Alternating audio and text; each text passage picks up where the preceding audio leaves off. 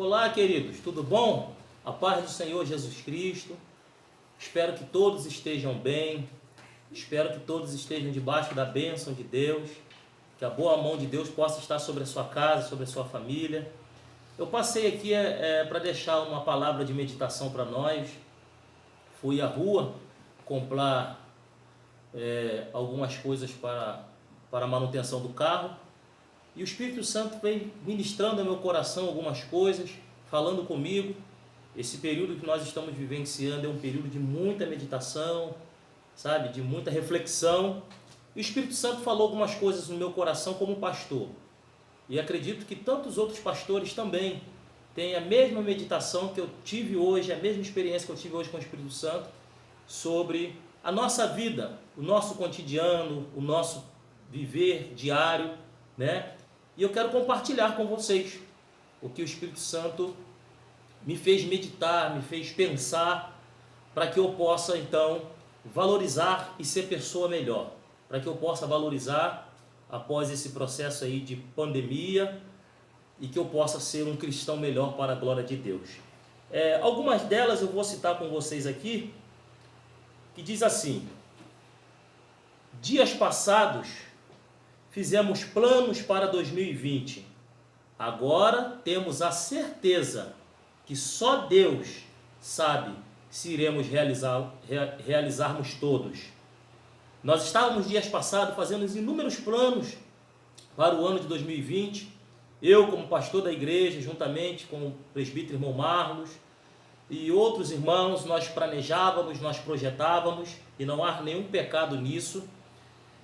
Mas sempre tivemos a ideia de que todos os nossos projetos, todos os nossos planos, eles dependem da resposta de Deus. Então, dias passados, nós projetávamos tantas coisas, e hoje temos a certeza que só Deus sabe se de tantas coisas que nós projetamos, verdadeiramente vai se concluir este ou no próximo ano. Nós não sabemos. A nossa vida, ela pertence ao Senhor.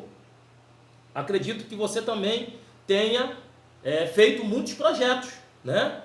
E hoje, no entanto, quanto eu, tenho o mesmo sentimento de que só Deus sabe que se 2020 vai concluir, 2021, 22, 23, a gente não sabe. A gente faz os projetos e apresenta a Deus para que Deus possa nos dar vitória, se for da vontade dele também, né?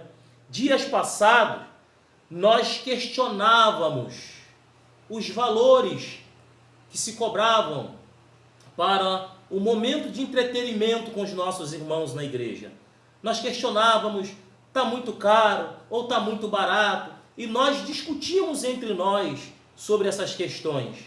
Hoje, nós pagaríamos o valor que pudéssemos pagar para poder estar junto. Não apenas pelo sítio, não apenas pelo entretenimento, mas nós pagaríamos, porque nós entendemos que o estar junto é algo muito especial, é algo de maior valor, né, que supera qualquer pensamento financeiro.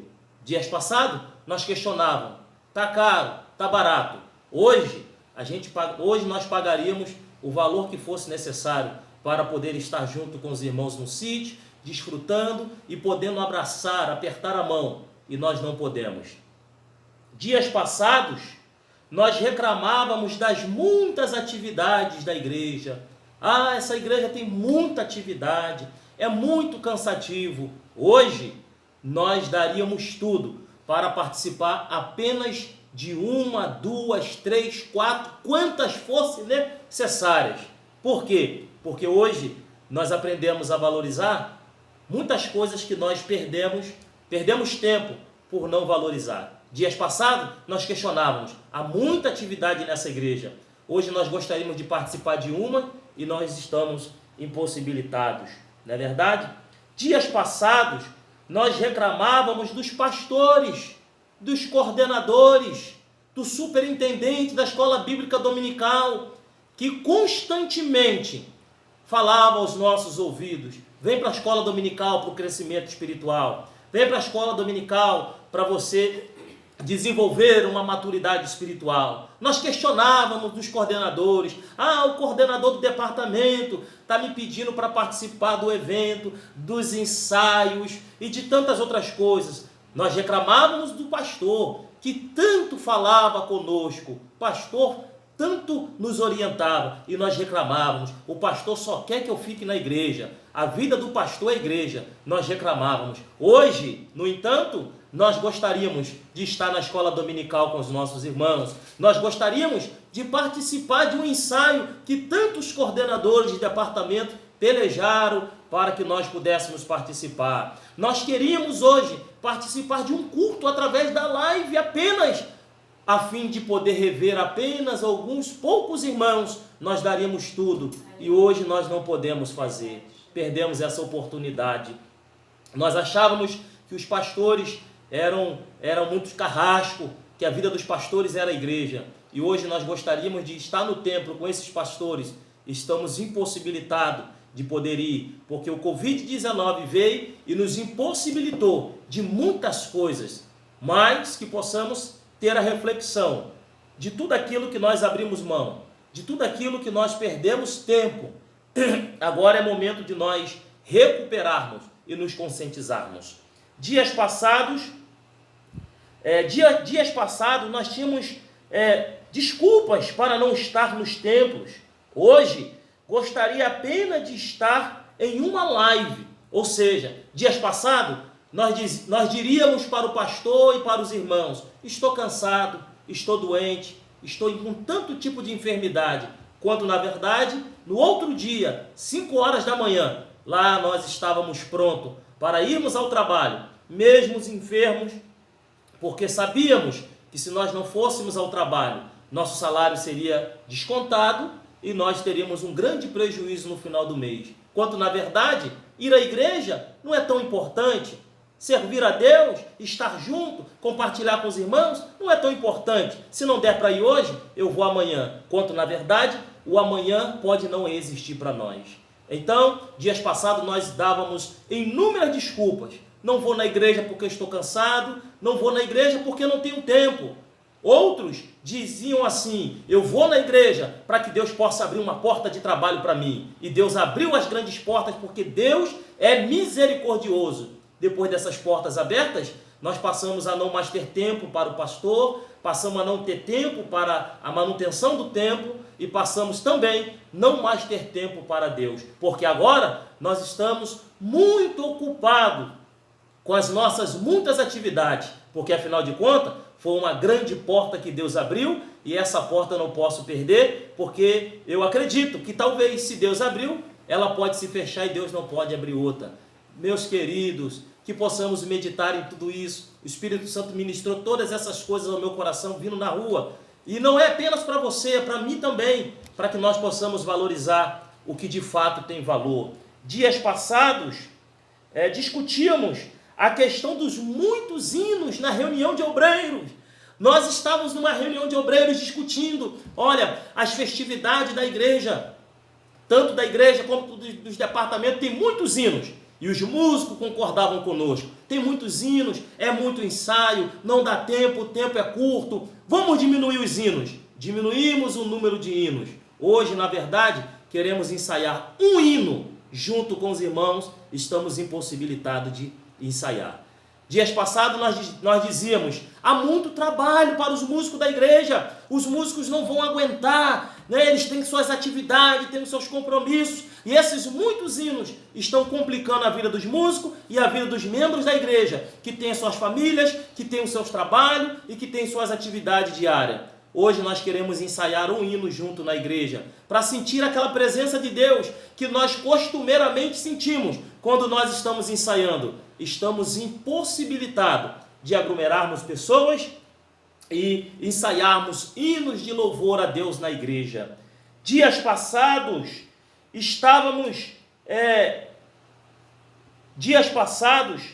nós estávamos com tanta dificuldade com os nossos filhos. Eu não posso, pastor, ir à igreja. Não posso, pastor, ir ao evangelismo. Não posso, pastor, visitar o enfermo. Não posso, pastor, estender as mãos para o necessitado. Porque o meu filho está com muitas enfermidades. Hoje, nossos filhos estão saudáveis e nós queremos ir para a igreja e não podemos ir na igreja, não podemos fazer nada por ninguém. Dias passados, nós não tínhamos alimento para doar, para contribuir com o social da igreja, porque essa igreja pede muito, a igreja pede muita coisa. Eu não tenho mais como abençoar uma vida que está necessitada. Não tem como, eu já dei 1 quilo de alimento, ou 2 quilos de alimento. Qualquer coisa que passar disso é demais, porque os irmãos pedem muito. Hoje, nós gostaríamos de estender as mãos e dar uma cesta básica completa para alguém. E às vezes estamos impossibilitados, porque nos falta o recurso financeiro que nós gostaríamos de ajudar o próximo. Que esses dias de pandemia sejam dias de verdadeiramente aprendizado. Ou nós sairemos desta pandemia, ou nós sairemos desta crise, cristãos melhores para a glória de Deus, ou não sei se haverá mais esperança para nós. Deus está dando um sinal, Deus está nos dando, Deus não está falando só com o mundo. As pessoas estão indo para redes sociais, estão dizendo que Deus está irado com o carnaval, Deus está irado com o mundo. Deus também está falando conosco, que negligenciamos quando nós deveríamos nos posicionar, que nos calamos quando nós deveríamos falar como voz profética diante dos homens. Deus está falando conosco que quando nós poderíamos estarmos em oração, nós não orávamos. Dias passados, o pastor implorava para os irmãos vir para a oração. Hoje, nós gostaríamos muito de tirar 1 hora de joelho com o pastor da igreja, com os irmãos orando, e não temos condição porque não podemos nos aglomerar. Dias passados, era muito penoso jejuar. Era difícil, porque pastor eu trabalho, porque pastor eu não posso, porque pastor eu não posso deixar de comer, e o pastor pede muito, é muita exigência, não posso jejuar pela sociedade, não posso jejuar pelo meu país, não posso jejuar pela minha igreja, pelo meu ministério, não posso jejuar pela minha família, porque eu tenho as minhas dificuldades de jejuar. Hoje, gostaríamos muito de estar em propósito de jejum e oração, junto com os irmãos, e às vezes somos impossibilitados de estar, porque nós não estamos quase nos comunicando, pessoalmente falando. Nos comunicamos nesses dias muito mais através das lives, através das redes sociais de todos os tipos, e nós não temos mais aquele meio de comunicação pessoal, para então nós estabelecermos um projeto, um propósito de jejum e oração. Dias passados era tão difícil, e hoje, no entanto, nós entendemos que o estar junto, servir a Deus, é a melhor coisa do mundo. Que esta palavra sirva não apenas para a minha reflexão, mas sirva para a sua também. É do coração de Deus para o seu coração. Eu quero ler uma palavra bíblica antes de fazer a oração. Quero ler uma palavra bíblica em Atos dos Apóstolos, a comunhão dos irmãos, a alegria, singeleza de coração. Eles gostavam de estar juntos.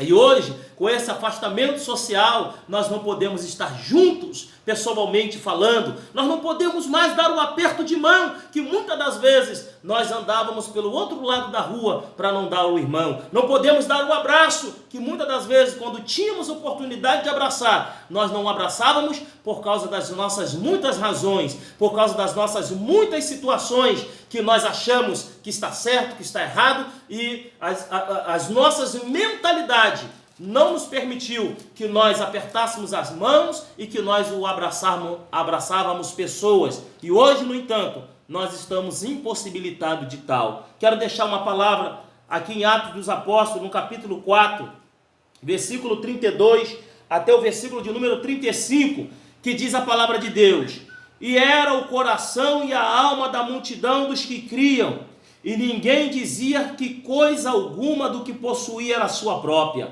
mas todas as coisas lhe eram comuns. Oh glória! E os apóstolos davam com grande poder testemunho da ressurreição do Senhor Jesus Cristo. Em todos eles havia abundante graça.